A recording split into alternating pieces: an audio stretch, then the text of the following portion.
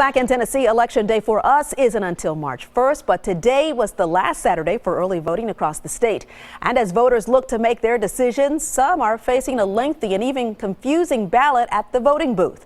With a story that's all new at 10 tonight, here's News Channel 5's Jason Lamb. Well, Shannon, whether you select a Democratic or Republican ballot at the polls this year, you'll see the Republican ballot is much longer. That's because the different way Republicans and Democrats in Tennessee pick the people who will decide their party's presidential nominee. We took a look at what you need to know before you head to the polls. On the last weekend of early voting in Tennessee, on the Democratic ballot, the choice for presidential preference boils down to just one question: simply picking the candidate. But the choice for Republicans is more complex.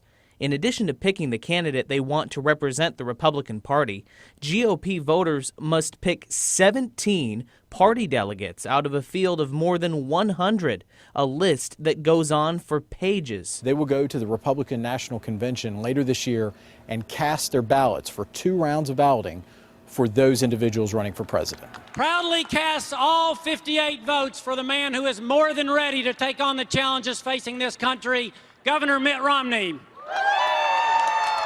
And when added together, those delegates Tennessee Republicans select may play a bigger role at the 2016 Republican National Convention than in past years.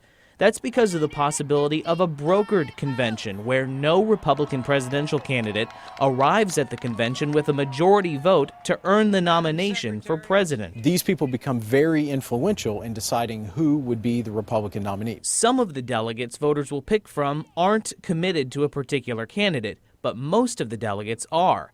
But in the case of a brokered convention, delegates are eventually allowed to change who they're voting for, using their own judgment. That's why voters choosing delegates does matter, and that's why we want folks to go vote and do so in an informed fashion. Informed not only on who Tennessee Republicans want for president, but also on the people that will represent them when it comes time to officially pick the presidential nominee of the Republican Party.